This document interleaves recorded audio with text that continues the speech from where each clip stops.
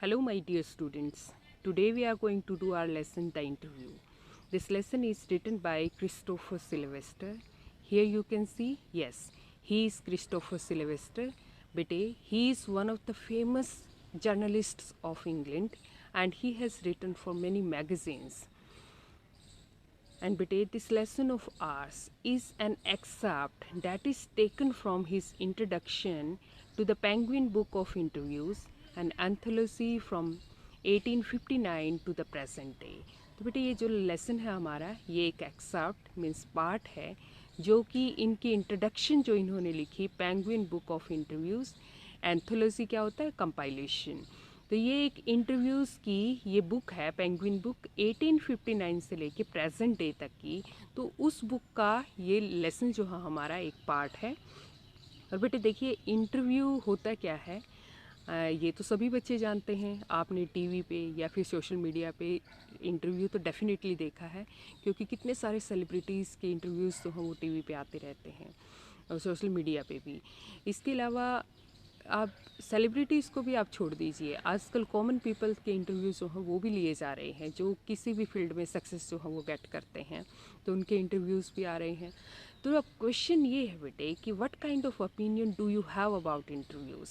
अब इंटरव्यू के बारे में आप बच्चों का क्या ओपिनियन है, क्योंकि लेसन जो है वो फोकस करता है हमारा कि इंटरव्यूज़ के फंक्शंस, मेरिट्स, डिमेरिट्स या फिर मेथड्स क्या हैं।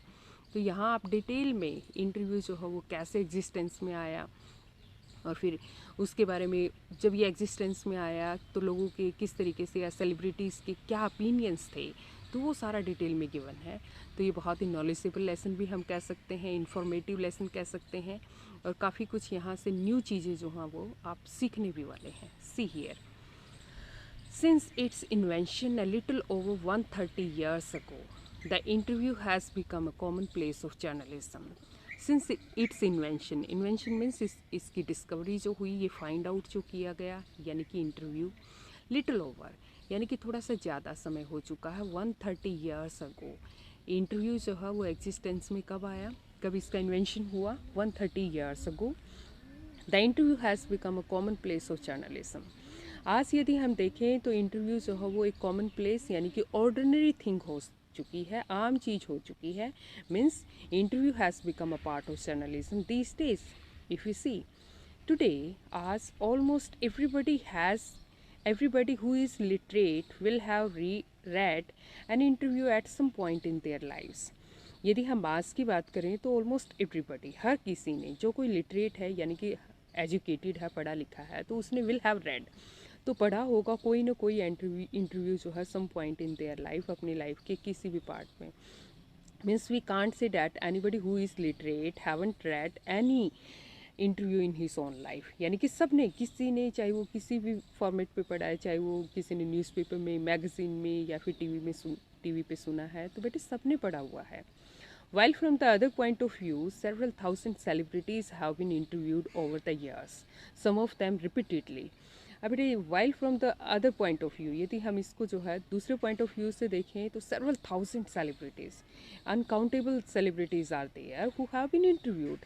अब पिछले काफ़ी इन 130 ईयर्स अगो की बात करें या पिछले 150 सालों की हम यदि बात करते हैं तो बहुत सारे सेलिब्रिटीज़ हैं ऐसे जिन्होंने अपनी लाइफ में कभी न कभी इंटरव्यू जो है वो दिया है, और कुछ तो ऐसे हैं जिन्होंने रिपीटेडली दिया है। So it is hardly surprising that opinions of interview and its functions, methods and merits vary considerably। अब इसलिए ये हार्डली सरप्राइजिंग है। मीन्स अब हम ये चीज़ हम ये नहीं कह सकते कि ये चीज़ सरप्राइजिंग नहीं है।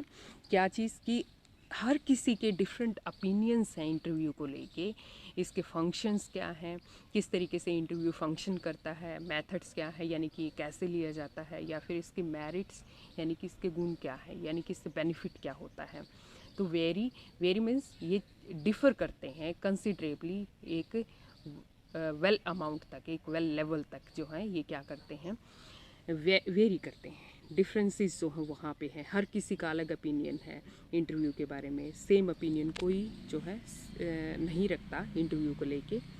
Some might make quite extravagant claims for it as being in its highest form a source of truth and its practice an art। अब देखिए बेटे, कुछ लोग तो जो हैं they might have quite extravagant claims, यानी कि बहुत ही ज़्यादा एक्स्ट्रावेगेंट, एक्स्ट्रा ही यानी कि बहुत ही लार्ज लेवल पे क्लेम करते हैं क्या, ऑफ इट्स बीइंग, कि हाँ ये वाकई में एक अच्छी चीज़ है। और कुछ लोग ये कहते हैं इट्स अ हाईएस्ट फॉर्म, ये एक हाईएस्ट फॉर्म है किसकी, to know about the truth, truth को जानने के लिए ये सबसे अच्छी चीज़ है इंटरव्यू। यदि आप डायरेक्टली किसी से बात करते हैं तो किस बातों ही बातों में किसी न किसी तरीके से सच्चाई को क्या किया जा सकता है, निकाला जा सकता है। तो एंड इन इट्स प्रैक्टिस, यदि इसको प्रैक्टिस की फॉर्म में लेके आया जाए तो ये एक आर्ट भी है।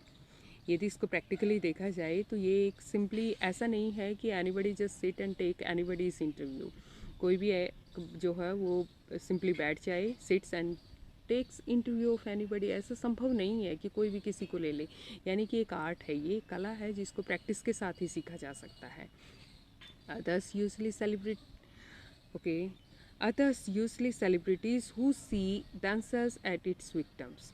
और others, यदि हम दूसरी पार्ट पे देखें तो there are so many celebrities who see themselves victims of it, जो अपने आप को विक्टिम्स पाते हैं, शिकार पाते हैं किसका, इंटरव्यू का। Means so many celebrities, so many famous people are here who don't like to be interviewed, वो इंटरव्यू देना ही पसंद नहीं करते। ऐसा भी आप देखेंगे अभी फर्दर जो है राइटर बहुत ही डिटेल में डिस्कस करने वाले हैं यहाँ पे।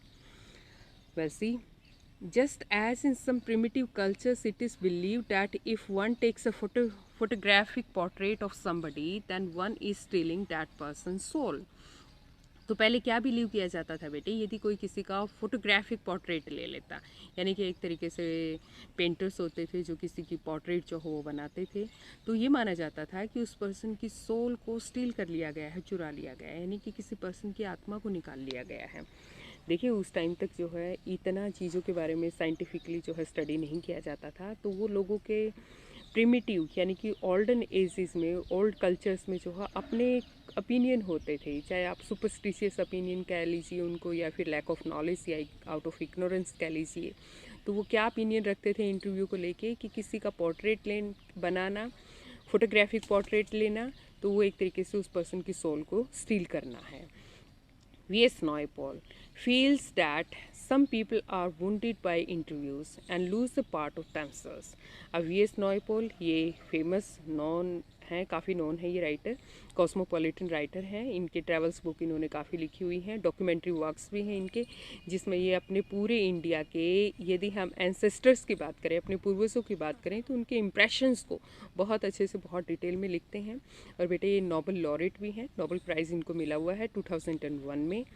And feels that some people are wanted, तो इनका ये मानना है, ये जो फेमस राइटर हैं V.S. नॉयपॉल, तो इनका ये ओपिनियन है इंटरव्यू को लेके कि people are wounded by interviews, कि लोगों को वुंडेड, घायल होते हैं लोग, चोट पहुंचती है इंटरव्यू से, and in fact lose a part of themselves, तो वो एक अपना हिस्सा भी खो देते हैं। और लुइस कैरोल, आप इसकी प्रोनाउंसिएशन देखिए, इट्स नॉट लुइस, ये क्या है बेटा, लुइस कैरोल है। The creator of the Alice in Wonderland, ये एक बहुत ही फेमस बुक है बेटे, एलिस इन वंडरलैंड। ये एक मस्ट रीड बुक है, आपको जब भी टाइम मिलता है आप इसको ज़रूर पढ़िए, बहुत इंटरेस्टिंग है। तो लुइस कैरोल जो हैं वो क्या कहते हैं, वो said to have had a just horror of the interviewer, तो इनके बारे में भी ये कहा जाता है कि इनको बड़ा हॉरर, बहुत भय था इंटरव्यूअर्स को लेके। And he never consented to be interview, इन्होंने अपने लाइफ टाइम में जब कभी भी जो है क्या नहीं किया, कंसेंट, सहमति नहीं दी कि उनका इंटरव्यू जो है वो लिया जाए।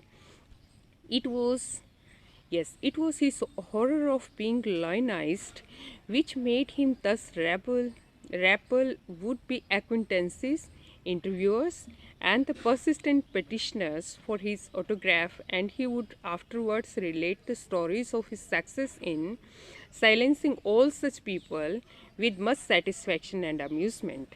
तो देखिए क्या कहते हैं कि it was his horror of being, ये उनका हॉरर था, ऑफ बींग लॉयनाइज्ड। लॉयनाइज्ड क्या होता है, सब पब्लिकली आपकी तरफ अटेंशन जो है वो ड्रॉ किया जाता है, मीन्स इनकी तरफ जो है वो पब्लिक का बहुत ज़्यादा अटेंशन हो जाएगा, तो वो उस चीज़ से इनको डर लगता था कि बहुत ज़्यादा लोग जो है इनको जानेंगे। और आज देखिए, आज विपरीत है, जितने भी सेलिब्रिटीज़ हैं वो इतने ज़्यादा इंटरव्यूज़ देते हैं, वो ये चाहते हैं कि they should be known to more and more public, वो ज़्यादा से ज़्यादा पब्लिक में जो है जाने जाएँ। विच मेड हिम दस रैपल, जिसकी वजह से जो है ये रैपल हो जाते हैं कि ये और ज़्यादा लोग एक्विंटेंसीज हो जाएंगे, यानी कि इनको जानने लगेंगे, इंटरव्यूअर्स भी ज़्यादा जानेंगे तो और ज़्यादा लोग इंटरव्यू लेने के लिए आएंगे। एंड परसिस्टेंस कंटिन्यूसली, और कंटिन्यूसली पेटिशनर्स शुरू हो जाएंगे। पेटिशनर क्या होता है, जो आपसे किसी चीज़ की डिमांड करता है constantly. And for his autograph means there will be a crowd of people who will come to him to ask for his interview. तो उनको डर लगता था इससे, तो वो एक पब्लिक फिगर नहीं बनना चाहते थे। And he would afterwards relate, और फिर बाद में जो है, जो वो यूज टू हो गए इंटरव्यूज़ के, तो वो रिलेट करते हैं उन स्टोरीज़ को कि वो कैसे सक्सेसफुल हो जाते थे इनिशियली, साइलेंस करने में, चुप कराने में सभी लोगों को, और बड़ी सेटिस्फैक्शन और अम्यूज़मेंट से जो है वो इन इंसिडेंट्स को नरेट करते हैं लेटर ऑन, यानी कि बाद में। Well, Rudyard Kipling expressed an even more condemnatory attitude towards the interviewer. अब यदि हम रूडियार्ड किपलिंग की बात करें बेटे, रूडियार्ड किपलिंग जो है, आप देखिए फुटनोट्स में भी गिवन है, ये एक प्रोलिफिक राइटर थे, और यस, ये शोल्जर्स पोइट के रूप में जो है वो जाने जाते हैं। और इनकी जंगल बुक जो है वो काफ़ी फेमस बुक है। आपने देखा होगा कि एक मोगली के नाम से भी जो है एक कैरेक्टर था जंगल बुक में, एक कार्टून टाइप में आता था, कार्टून ही आता था इनफैक्ट टीवी पे। तो ये उन्होंने ये बुक लिखी थी जंगल बुक, जिसको कॉपी करके जो है वो सीरियल बनाया गया था। रूडियार्ड किपलिंग ये भी फेमस राइटर हैं। तो इन्होंने भी अपने व्यूज़ को एक्सप्रेस किया है, इनफैक्ट कंडेम किया है, यानी कि डिस्कार्ड किया है इन्होंने भी। इनका एटीट्यूड भी जो है वो डिसअप्रूवल का एटीट्यूड रहा है इंटरव्यूअर को लेके। And his wife Caroline writes in her diary for 14 October 1892 that their day was racked by the two reporters from Boston. तो बेटे इनकी वाइफ की यदि हम एंट्री देखें इनकी डायरी में, कैरोलिन की, तो वो 14 अक्टूबर 1892 की एंट्री है, जिसमें ये क्या लिखती हैं कि उनका एक दिन जो है कम्प्लीटली रैक्ड, एक तरीके से स्पॉइल कर दिया गया था। टू रिपोर्टर्स आए थे जो बॉस्टन से टू रिपोर्टर्स इंटरव्यू लेने के लिए आए थे, और उन्होंने इनका एक कंप्लीट डे जो है वो डिस्टॉर्ट कर दिया। She reports her husband as saying to the reporters, why do I refuse to be interviewed. अब ये देखती हैं, रिपोर्ट करती हैं, ये डायरी में जो है नरेट करती हैं उस इंसिडेंट को, कि कैसे इनके हस्बैंड ने जो है रिपोर्टर्स को कहा था कि क्यों मैं मना करता हूँ इंटरव्यू देने से, बिकॉज इट इज़ इमोरल। क्यों? क्योंकि according to her husband interview was a kind of immoral practice. Interview जो है वो अनैतिक था। इट इज़ अ क्राइम, ये क्राइम था, just as much of the crime as an offence against my person. ये इतना ही क्राइम था जैसे कोई मेरे, यानी कि मैं पर्सन हूँ, कोई एक तरीके से मेरी रिस्पेक्ट को क्या करे, ऑफेंडेड करे, यानी कि मुझे ऑफेंड करे, मेरे अगेंस्ट कुछ ऐसा बोले जो कि मुझे अच्छा ना लगे। तो ये उस तरीके का क्राइम जो है वो मानते थे। एज एन ऑसल्ट जो क्या होता है, अटैक, ये एक ऑसल्ट की तरह, अटैक की तरह उन्होंने महसूस किया। Just as much, yes, offence against my person. ओहो, मेरिट्स पनिश्ड, ओके बेटे, एज मच मेरिट्स पनिशमेंट। तो ये ऐसा लगता है कि ये एक तरीके से पनिशमेंट थी। एंड इट इज़ कॉवर्डली, ये कॉवर्डली है, यानी कि एक डरपोक चीज़ है। एंड वाइल इस अनप्लेजेंट थिंग है, हम इसको अप्रिशिएट नहीं कर सकते। No respectable man would ask it, must less give it, यानी कि कोई भी एक रिस्पेक्टेबल पर्सन है जिसकी रिस्पेक्ट है सोसाइटी में, he won't ask for that his interview to be taken, कि वो कभी नहीं कहेगा कि उसका इंटरव्यू जो हो वो लिया जाए। और much less means there are only a few people who like to be interviewed, बहुत कम लोग हैं जो इंटरव्यू देना चाहते हैं, यानी कि very few people are there who have likings for interviews. बहुत कम लोग इंटरव्यू देना पसंद करते हैं और लाइक करते हैं वास्तव में इंटरव्यू को। Yet Kipling had himself perpetrated such an assault on Mark Twain only a few years before. देखिए, जब किपलिंग की बेटे टर्न थी, जब इनको इंटरव्यू देना था इनिशियली, यानी कि बिगनिंग थी जब इनकी लाइफ में इंटरव्यूज़ की, तो इनके ओपिनियन अभी आपने सुने कि इनका ओपिनियन क्या था इंटरव्यू को लेके। लेकिन बाद में ये रिपोर्ट करते हुए, बाद में हिमसेल्फ, अपने आप भी इन्होंने क्या किया था, परपेट्रेट किया था, यानी कि एक यही प्रैक्टिस में लेके आए थे किसको, उसी असॉल्ट को, उसी अटैक को इन्होंने किसके ऊपर किया, फिर मार्क ट्वेन को। अब मार्क ट्वेन जो है ये हकलबरी फिन इनका बहुत ही फेमस नावल है और ये अमेरिकन राइटर हैं। तो इनका इंटरव्यू इन्होंने लिया a few years before, कुछ एक ईयर्स पहले। एच जी वेल्स जो है, आप लोगों ने इनका footprints without feet 10th class में इनका लेसन पढ़ा है। तो ये साइंस फिक्शन को के बहुत ही फेमस राइटर हैं, इंग्लैंड के राइटर हैं, इंग्लिश राइटर हैं। इनविजिबल मैन इनकी फेमस बुक है। टाइम मशीन भी इन्होंने लिखा है। शक्तिमान भी बेटे आपने सीरियल जो है वो देखा होगा। शक्तिमान में जो टाइम मशीन या फिर आज हम जिस तरीके से डोरेमोन वगैरह में देखते हैं, तो कंसेप्ट जो है वो कहीं ना कहीं साइंस फिक्शन से, यानी कि जो राइटर्स ने लिखा है वहीं से ली जाती हैं। Is an interview in 1894 refer to the interviewing ऑर्डेल। तो एच जी वेल्स का भी मानना क्या था कि इंटरव्यू के बारे में 1894 में वो भी रेफ़र करते हैं इंटरव्यू को, क्या कि एक ऑर्डेल है, यानी कि एक डिफ़िकल्ट जॉब है और बहुत ही प्रॉब्लमेटिक जॉब है। बट वो अ फेयरली फ्रिक्वेंट इंटरव्यूई, लेकिन ये बहुत ही फेयरली यानी कि बहुत कॉमनली जो है इन्होंने काफ़ी इंटरव्यू भी दिए। And 40 years later found himself interviewing Joseph Stalin. और क्या देखते हैं कि 40 ईयर्स लेटर जब इन्होंने ये कमेंट किया, ये स्टेटमेंट जो है दी, उसके बाद 40 साल के बाद इन्होंने खुद जोसेफ स्टालिन का भी इंटरव्यू लिया। जोसेफ स्टालिन ये रेवोल्यूशनरी या बहुत ही फेमस पॉलिटिशियन रहे हैं रशिया के। सॉल बिलो भी बहुत ही फेमस राइटर हैं बेटे। And who has consented to be an interviewed on several occasions. तो इन्होंने जोसेफ स्टालिन का और सोल बिलो दोनों का इंटरव्यू जो है वो लिया है। सोल बिलो की हम यदि बात करें तो ये प्ले राइट है और नॉवलिस्ट भी हैं और बहुत ही वाइडली नोन है, सेकेंड वर्ल्ड वॉर के ये राइटर हैं। और इन्होंने जो है नोबेल प्राइज़ भी जो है लिटरेचर का जीता है बेटे 1976 में। And nevertheless, once described interviews as being like thumbprints on his windpipe. अब सोल बिलो जो है उनका क्या ओपिनियन था, who has consented to be interviewed on several occasions. हालांकि इन्होंने कंसेंट तो किया, सहमति तो दी कि काफ़ी सारे ओकेजन्स पे इन्होंने इंटरव्यू भी दिया, लेकिन बावजूद इसके क्या कि ये मानते थे ये कि इंटरव्यू जो है वो क्या है, thumb prints on his wind pipe. यदि हम विंड पाइप की बात करें, जो जिससे हम सांस लेते हैं, अपनी सांस वाली नली की बात करें, तो उस पर थंब प्रिंट्स यानी कि थंब को रख देना, यानी कि गला घोटने जैसी बात थी। इंटरव्यू जो है वो इस हद तक परेशान करता है, ही मीन्स टू से।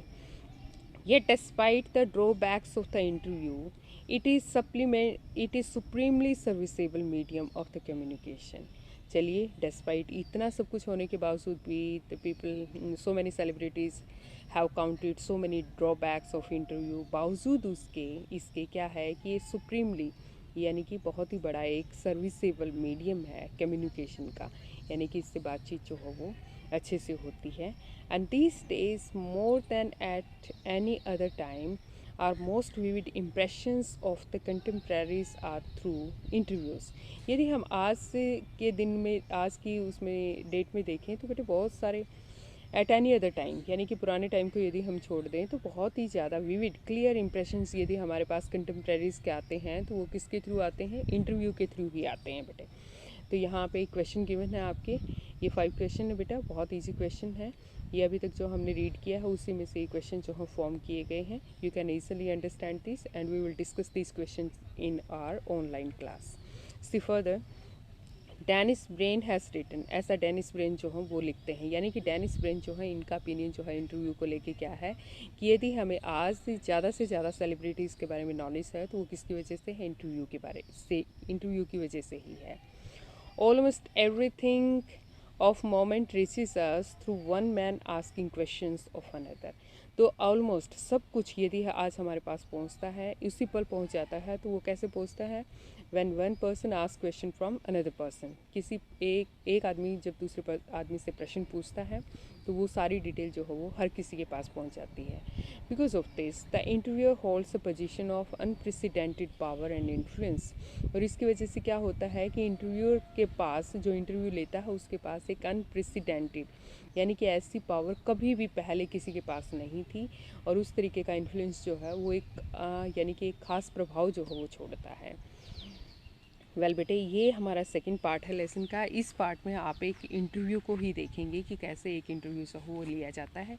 यहाँ पे एक राइटर है अम्बेडकर इको, जिनका इंटरव्यू जो है एक जर्नलिस्ट ले रहे हैं, तो किस तरीके के क्वेश्चन जो हो वो राइटर से पूछते हैं। See here, I am a professor who writes novels on Sundays. अम्बेडकर इको, अम्बेडकर इको क्या कहते हैं कि मैं एक प्रोफेसर हूँ जो संडेज़ को नॉवल लिखता है। यानी कि अपने आप को ये कैसे डिफ़ाइन करते हैं कि ये ख़ास तौर पे संडेज़ को ही ये, यानी कि ये फ्री है क्योंकि प्रोफेसर हैं। Rest of the days he must be there in university teaching students, तो बच्चों को पढ़ाते हैं, तो बाकी संडेज़ को क्या करते हैं, ये नॉवल लिखते हैं। Well, the following is an excerpt from an interview of अम्बेडकर इको। ये जो एक्सेप्ट जो आप आगे पढ़ने वाले हैं बेटे, ये क्या है, एक इंटरव्यू का एक पार्ट है, अम्बेडकर इको का जो इंटरव्यू दिया गया उसका। द इंटरव्यूअर इज़ मुकुंद पद्मान भान फ्रॉम द हिंदू। जो इंटरव्यू लेने वाले हैं उनका नाम मुकुंद पद्मान भान है, जो कि द हिंदू, ये बहुत ही फेमस न्यूज़पेपर है, इंग्लिश न्यूज़पेपर, उसके क्या है ये जर्नलिस्ट हैं। और अम्बेडकर Eco, F A. Professor at the university of Bologna in Italy, had already acquired a formidable reputation as a scholar for his ideas on semiotics, the study of science, literary interpretations, and medieval aesthetics before he turned to writing fiction. आज देखिए introduction जो है Ambedkar eco का क्या है कि कौन है अम्बेडकर इको। ये एक प्रोफेसर है यूनिवर्सिटी ऑफ वालंगना, इटली में एक यूनिवर्सिटी है वालंगना की के नाम से फेमस है ये, तो वहाँ ये प्रोफेसर हैं। और इन्होंने एक फॉर्मिडेबल, बहुत ही फोर्सफुल, बहुत ही एक रैकेंट पोजीशन, एक रेपुटेशन क्या होता है, पोजीशन को हासिल किया हुआ है एज ए स्कॉलर, कि इनके आइडियाज़ जो हैं बेटा वो किससे रिलेटेड है, सिमियोटिक्स। सिमियोटिक क्या होता है, the study of science. Science ये क्रिटिसिज्म का वर्क है। और ये इसके अलावा लिटरेरी इंटरप्रिटेशंस, ये लिटरेरी पीसीस को इंटरप्रेट करते हैं, यानी कि उनकी डेफिनेशंस जो हैं उसको डिफ़ाइन करते हैं, उनको एक्सप्लेन किया हुआ है इन्होंने काफ़ी सारे लिटरेरी पीसीस को, इस रूप में भी जाने जाते हैं। एंड मेडिवल एस्थेटिक्स, और मेडिवल क्या होता है, जो मिडिल एज थी, यानी कि 500 से लेके 1500 का जो एज थी, यानी कि जो वो फेज़ था, तो वो मेडिवल हिस्ट्री के नाम से जाना जाता है। तो मेडिवल एस्थेटिक्स, जो मेडिवल में एस्थेटिक्स क्या होता है, ये एक स्टडी होती है जिसमें जो है ब्यूटी को एक तरीके से स्टडी किया जाता है, यानी कि खूबसूरत चीज़ों के बारे में जो स्टडी किया जाता है उसको हम एस्थेटिक स्टडी कहते हैं। तो मेडिवल जो एज थी उसमें एस्थेटिक्स जो थे उसकी स्टडी जो है ये करते हैं बिफोर ही टर्न्ड, इससे पहले कि वो फिक्शन लिखना शुरू करे, यानी कि ये नॉवल राइटर बनने से पहले ये क्रिटिक थे जिन्होंने सिमियोटिक्स के ऊपर, यानी कि स्टडी ऑफ साइंस के ऊपर लिखा। इसके अलावा लिटरेरी इंटरप्रिटेशंस जो है इन्होंने दी, और मेडिवल एस्थेटिक्स के ऊपर लिखा। इसके बाद जो है टर्न करते हैं फिक्शन राइटिंग की तरफ। And literary fiction, academic text, essays, children's books, newspaper articles. His written output is staggeringly large and wide-ranging. तो देखिए इनकी जो लिटरेरी फिक्शन है बेटा, जितना इन्होंने फिक्शन लिखा है, नॉवेल्स वगैरह लिखे हैं, या फिर एकेडमिक टेक्स्ट कहिए, यानी कि स्कूल या कॉलेजेस के लिए, जो कॉलेज स्टूडेंट्स के लिए जो टेक्स्ट बुक्स जो हैं वो लिखी हैं इन्होंने। एसेज इन्होंने काफ़ी सारे लिखे हैं, या फिर चिल्ड्रंस बुक, बच्चों के लिए भी बुक्स इन्होंने लिखी हैं, न्यूज़पेपर के लिए आर्टिकल्स भी लिखे हुए हैं। तो हिज रिटन आउटपुट, इनकी जो रिटन आउटपुट है वो स्टैगरिंगली क्या होता है, बहुत ही लार्ज लेवल पे, वो क्या है, बहुत ही प्रोफाउंडली लार्ज है वो, और इसके अलावा वाइड रेंजिंग भी है, यानी कि बहुत सारे टॉपिक्स को इन्होंने कवर किया हुआ है।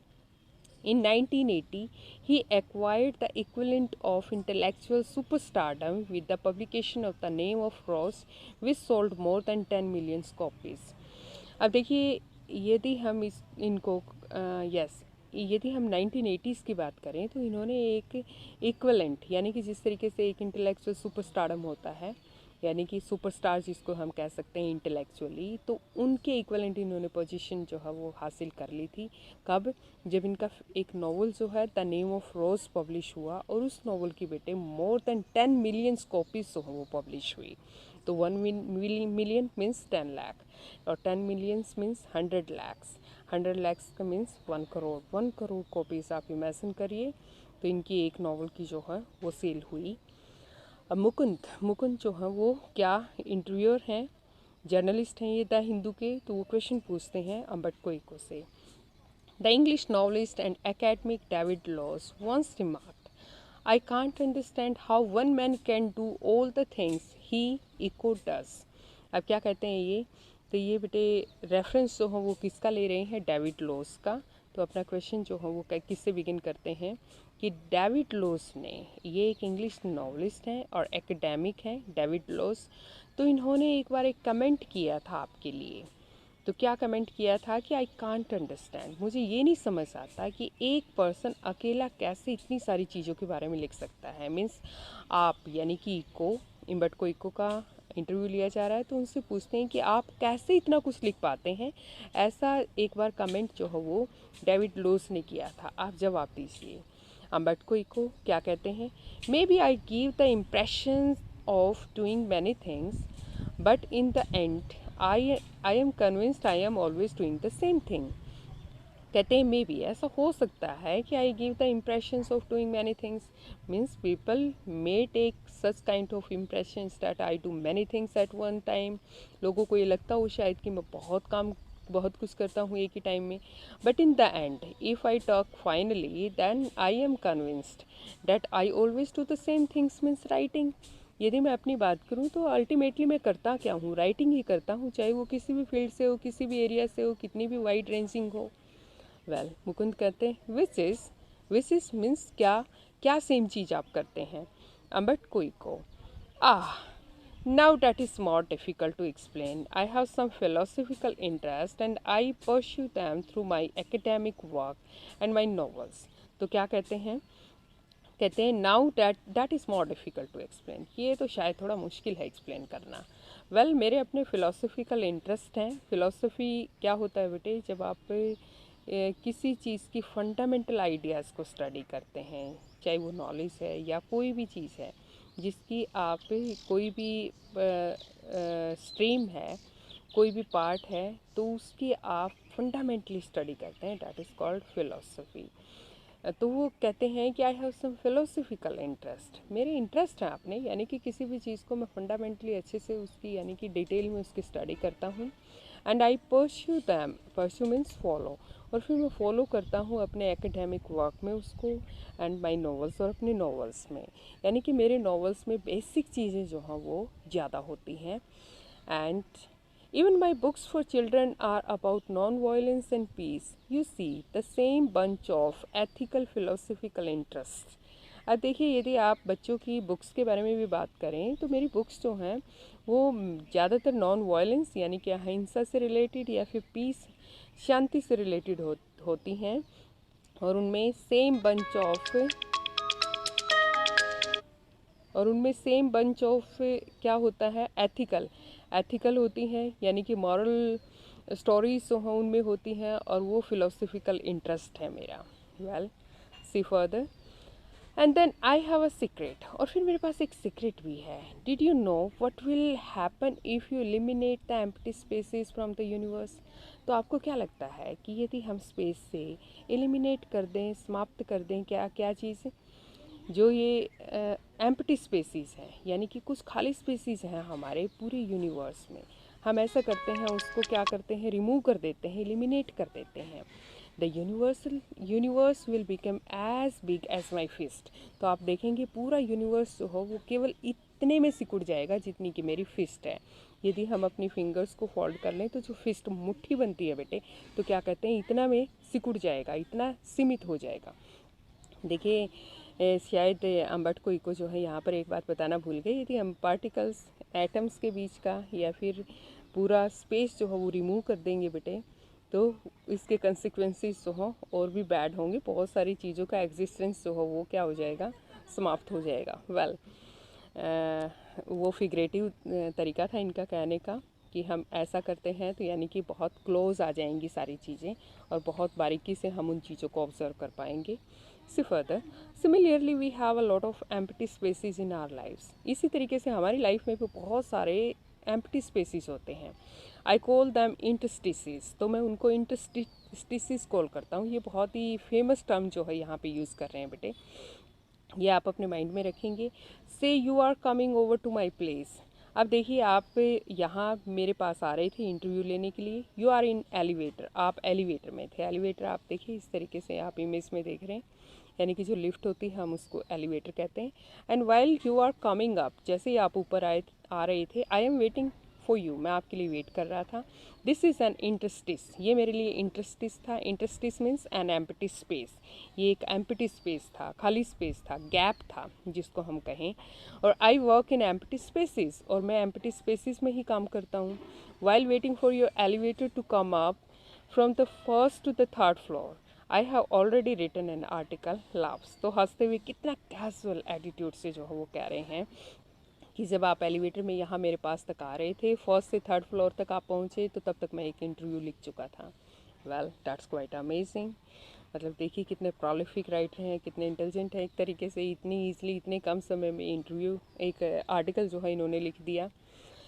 वेल मुकुंद क्या कहते हैं, not everyone can do that of course. देखिए ये चीज़ तो हर कोई सेम नहीं कर सकता, यानी कि हर कोई जो है इस तरीके से एक आर्टिकल जो है इतने कम समय में नहीं लिख सकता।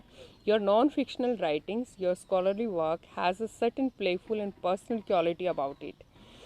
यदि हम आपके नॉन फिक्शनल राइटिंग की बात करें तो वो एक स्कॉलरली वर्क है, और सर्टेन प्लेफुल, उसमें कुछ प्लेफुलनेस भी है, यानी कि फ़न भी है, इन्जॉयमेंट भी है, और पर्सनल क्वालिटी अभी आप उसमें डालते हैं, यानी कि कुछ पर्सनल टच भी हमेशा आपकी राइटिंग्स को लेके होता है जो आप स्कॉलरली वर्क करते हैं। And it is a mark departure from a regular academic style. यदि हम एक रेगुलर जो एकेडमिक यानी कि स्टडी का जो एक स्टाइल है उसकी बात करें तो उससे हटके है ये आपका style, which is invariably depersonalised and often dry and boring. यदि एकेडमिक जो रेगुलर स्टाइल है उसकी बात करें तो इनवेरिएबली वो क्या है, डीपर्सनलाइज्ड है, यानी कि वो पर्सनल चीज़ों से रिलेटेड कभी नहीं लिखा जाता एकेडमिकली, तो इसलिए वो ड्राई और बोरिंग नज़र आता है। Have you consciously adopted an informal approach, और is it something that just come naturally to you. तो आपसे क्वेश्चन ये है कि क्या आप कॉन्शियसली अडॉप्ट करते हैं, यानी कि बहुत ध्यान में अपने माइंड में ये बात रख के कि हाँ आपने थोड़ा सा इनफॉर्मल अप्रोच रखनी है, अनौपचारिक आपने होना है अपनी राइटिंग्स को लिखते हुए, या फिर ये चीज़ जो है, ये जो राइटिंग स्टाइल है आपका इनफॉर्मल, वो नेचुरली आपके पास आया है, यानी कि आपने नेचुरली ही ऐसा लिखना शुरू किया।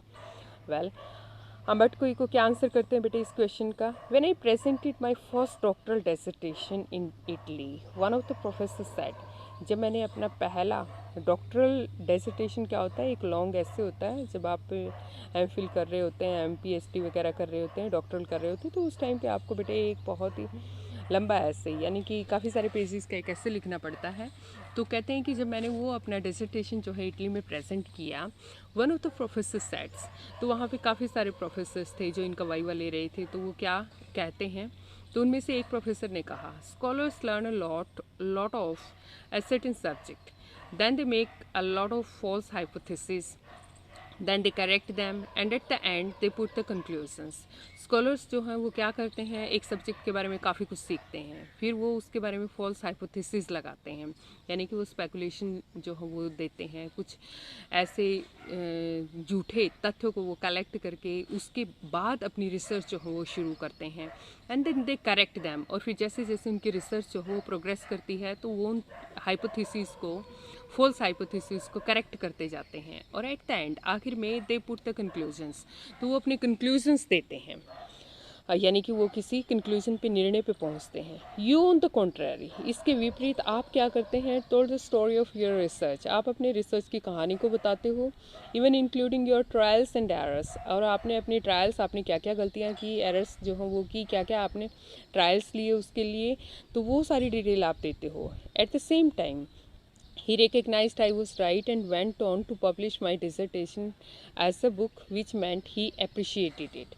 तो देखिए एट द सेम टाइम, उसी टाइम पे जो है उन प्रोफेसर ने क्या किया, इनको रिकग्नाइज़ किया कि ये सही थे, यानी कि इनकी जो अप्रोच थी वो औरों से डिफरेंट थी, और वो सही भी थे कि वो किसी चीज़ को लेके उसकी डिटेल को अच्छे से समझते हैं और फिर उसको बहुत ही बारीकी से उसको अपनी ट्रायल्स एंड एरर्स के साथ उसको डिफ़ाइन करते हैं, ताकि और जो रिसर्चर है उनको भी पता चले कि इस तरीके की रिसर्च करते वक्त गलतियां भी होती हैं, तो वो सारा डिटेल में लिखते हैं। तो वो चीज़ जो है उन प्रोफेसर्स को काफ़ी अच्छी लगी। तो कहते हैं कि इनका डिसर्टेशन जो है वो पब्लिश हो गया बुक फॉर्म में, और जिससे अम्बेडकर को कहते हैं कि मुझे पता लगा कि उन्होंने इसको अप्रिशिएट किया था at that point at the age of 22। अब बेटे ये उस टाइम केवल महज 22 ईयर्स के थे। I understood scholarly books should be return the way I had done. तो फिर इनको समझ में आ गया कि स्कॉलरली बुक्स जो हैं इसी तरीके से लिखी जानी चाहिए जैसे इन्होंने ये डिजर्टेशन जो है वो लिखा था। By telling the story of research, की रिसर्च की कहानी को बताते हुए लिखना है इन्होंने।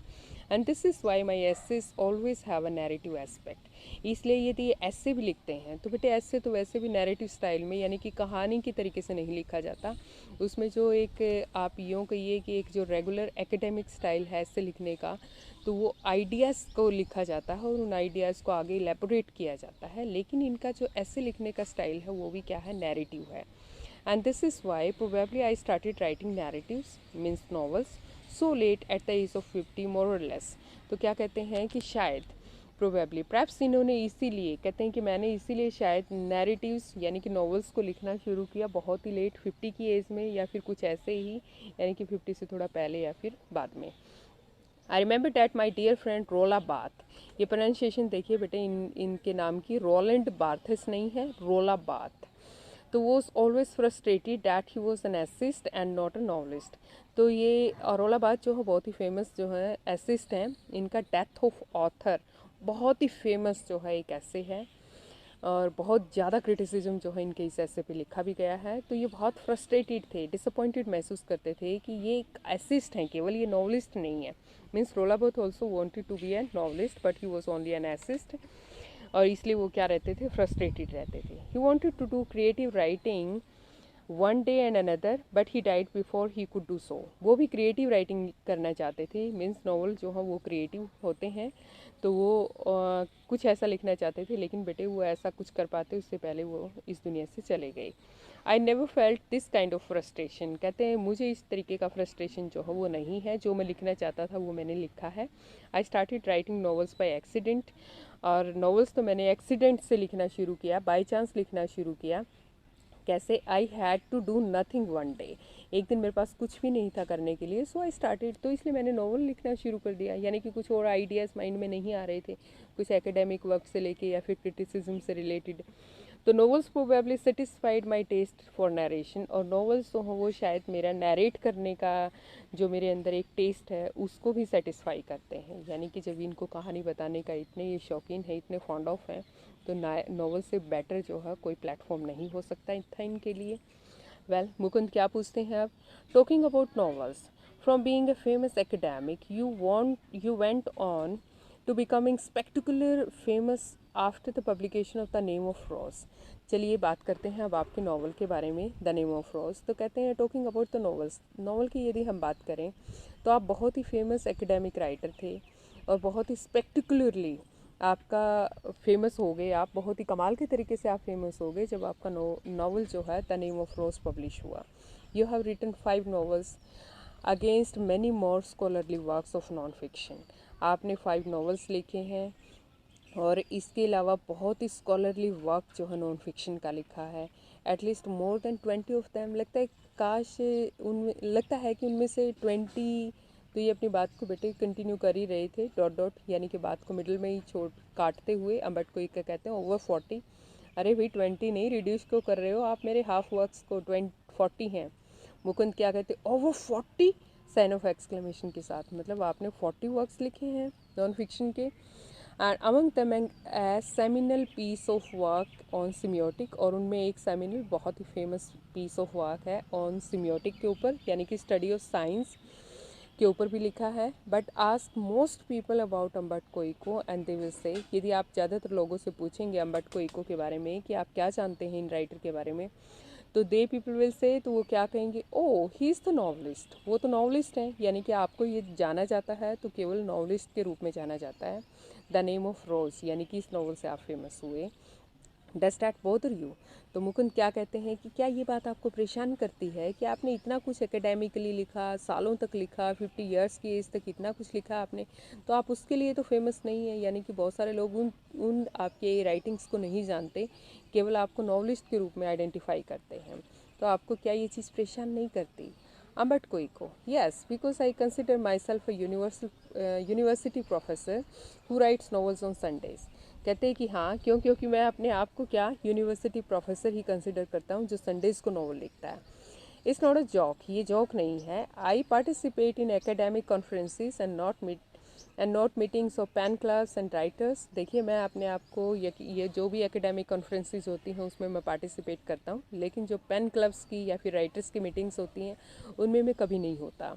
आई identify my self with academic community. तो बेसिकली जो है, क्योंकि मेरा एरिया ही एकेडमिक है, स्टडी से रिलेटेड है, यूनिवर्सिटी में प्रोफेसर हैं ये, तो उसी कम्युनिटी से मैं बिलोंग करता हूँ और उसी के साथ मैं अपने आप को आइडेंटिफाई, यानी कि अपनी पहचान भी उसी के साथ जोड़ के देखता हूँ। बट ओके, इफ़ दे, यानी कि most people have read only the novels, laughs and shrugs. तो फिर बेटे कंधों को थोड़ा उचकाते हुए हंसते हुए क्या कहते हैं, श्रक क्या होता है, कंधों को उचकाना। तो क्या कहते हैं, चलिए, काफ़ी सारे लोग यदि मुझे केवल इसीलिए जानते हैं क्योंकि उन्होंने केवल मेरे नॉवल्स को पढ़ा है। I know that by writing novels I reach a larger audience. ये तो मुझे पता है कि मैंने नॉवल्स लिखे हैं, इसलिए मुझे ऑडियंस भी ज़्यादा मिली है, ज़्यादा लोगों तक मैं पहुंचा हूँ। और I cannot expect to have 1 million readers with stuff on semiotics. तो ये चीज़ तो मेरे माइंड में बिल्कुल क्लियर है कि ये जो स्टफ़ मैंने सिमियोटिक यानी कि स्टडी ऑफ साइंस जो मैंने लिखा है, ये बेटे क्रिटिसिज्म का वर्क है, तो उसको तो स्कॉलरली बच्चे जो फिर एक तरीके से जिन्होंने पीएचडी करना है या फिर पीजी करना है, वही बच्चे पढ़ पाते हैं ये तो कहते हैं, तो शायद तो मेरे पास जो है 1 मिलियन रीडर्स जो है वो नहीं होते, यानी कि इतने ज़्यादा रीडर्स जो है वो मेरा केवल सिमियोटिक वर्क को नहीं पढ़ते। तो मैंने नॉवेल्स लिखे हैं तो मेरे पास जो है ऑडियंस भी ज़्यादा है। मुकुंद क्वेश्चन क्या पूछते हैं, which brings me to my next question. अभी इसी क्वेश्चन से जुड़ा हुआ मेरा नेक्स्ट क्वेश्चन है। The name of Rose is a very serious novel. ये बहुत ही सीरियस नावल है, बहुत ही गंभीर इश्यूज जो हाँ आपने इसमें उठाए हैं। It's a detective yarn.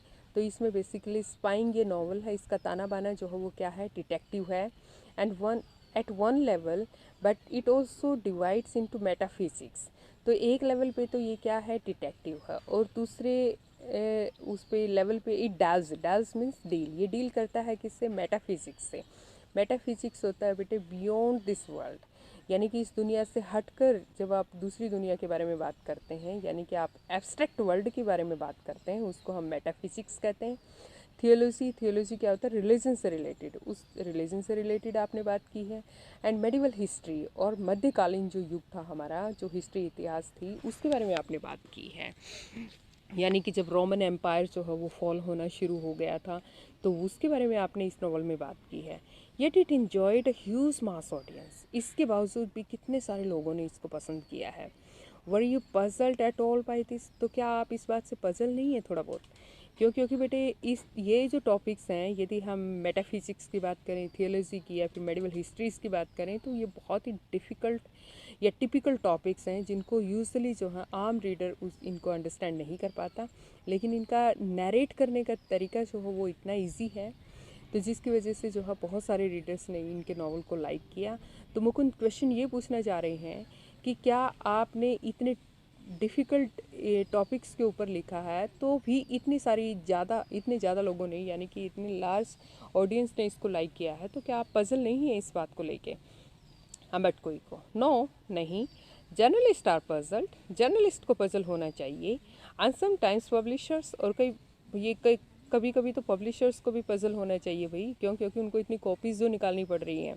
And this is because journalist and publishers believe that people like trash and don't like difficult reading experiences. और ये क्वेश्चन आपने इसलिए पुटअप किया है क्योंकि आप लोग, यानी कि आप जो जर्नलिस्ट हैं या पब्लिशर्स हैं, उनका ये मानना होता है कि लोग जो हैं थ्रैश को पसंद करते हैं। और यानी कि थ्रैश क्या होता है बेटे, एक तरीके से मतलब एक लेवल तक की बुक जो ना हो, यानी कि एक तरीके से कूड़ा जिसको हम कह सकते हैं, कचरा, यानी कि एक प्रॉपर लेवल जो है उसमें ना हो। क्रैश को पसंद करते हैं, मतलब ऐसे ही एक सिंपली रिटन बुक्स को पसंद करते हैं। Don't like difficult reading experiences. तो इस तरीके से जो मैंने डिफ़िकल्ट एक्सपीरियंसेस को अपने नावल में डाला है। तो आप लोगों को लगता है कि ऑडियंस जो है डिफ़िकल्ट चीज़ों को पसंद नहीं करते। Consider there are 6 billion people on this planet. आप मान के चलिए कि इस प्लानट पे 6 बिलियन पीपल हैं।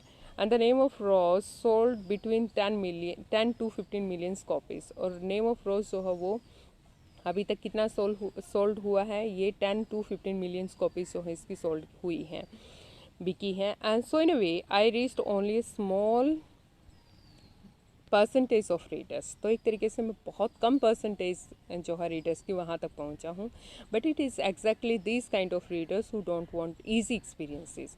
लेकिन जिन रीडर्स ने इस नावल को पसंद किया है, तो ये बात तो क्लियर है कि उन लोगों को इजी एक्सपीरियंसेस जो वो पसंद नहीं है, और at least don't always want this. और या फिर ये बात है कि अक्सर उनको इजी चीज़ें पसंद नहीं है, वो थोड़ा डिफ़िकल्ट चीज़ें भी चाहते हैं। I myself at 9 p.m. after dinner watch television and want to see either Miami Vice and Emergency Room।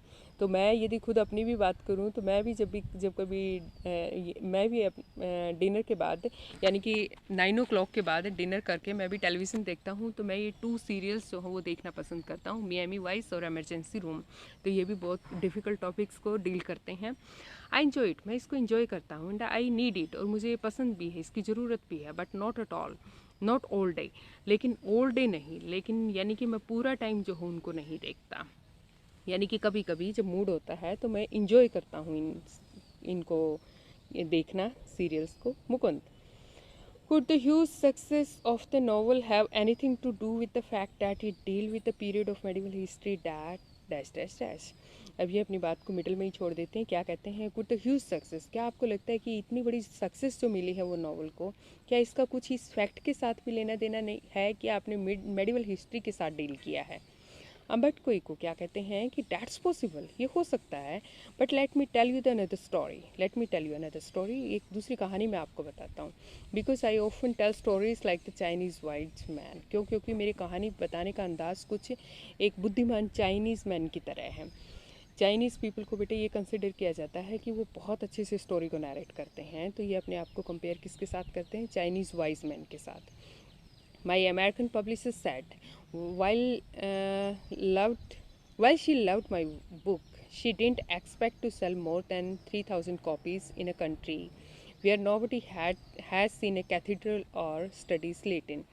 अब बेटे ये इनकी एक अमेरिकन पब्लिशर फ्रेंड थी। तो वो क्या कहती हैं कि हालांकि वो ये कह रही थी कि वो इनकी बुक को पसंद किया उन्होंने, लेकिन उन्होंने कभी भी उम्मीद नहीं किया था कि इस बुक की कॉपीज़ 3,000 से ज़्यादा बिक सकती हैं, और एक ऐसे कंट्री में जहाँ किसी ने कैथेड्रल यानी कि चर्चिज़ जो हैं उनको देखा हो, या फिर जिन्होंने लैटिन को स्टडी किया ही ना हो, चर्चिज़ को ना देखा हो, कैथेड्रल को ना देखा हो, तो उन लोगों के लिए ये चीज़ें समझ से बाहर होंगी, वो मेडिवल हिस्ट्री को नहीं समझ पाएंगे। So I was given an advance for 3,000 copies. तो ये जो अमेरिकन पब्लिशर थी, तो इन्होंने क्या किया, इनको केवल 3,000 कॉपीज़ के लिए एडवांस पे किया था। But in the and it sold 2 or 3 millions in US. तो यूएस में अकेले 2-3 मिलियन जो है कॉपी इस नावल की सेल हुई। A lot of books have been written about the medieval past far before mine। काफ़ी सारी बुक्स जो हैं मेडिवल पास्ट से पास्ट के टॉपिक पे जो है मेरे से पहले लिखी जा चुकी हैं। I think the success of book is a mystery. मुझे लगता है कि इस बुक की सफलता अपने आप में एक रहस्य है। नोबडी कैन प्रिडिक्ट इट, कोई भी इसके बारे में भविष्यवाणी नहीं कर सकता। और I think I had written the name of rose 10 years earlier और 10 years later, it wouldn't have been the same.